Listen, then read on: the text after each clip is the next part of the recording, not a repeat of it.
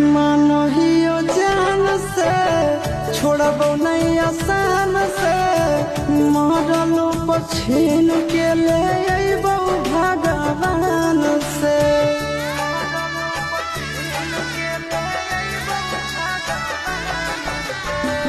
मानो हियो जान से छोड़बो नहीं आसान से मरलो पछीन के ले अइबो भगवान से।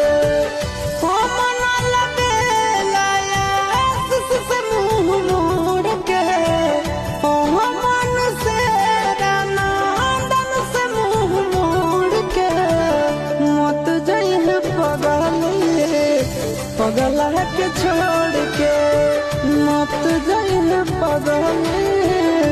पगला के छोड़ के।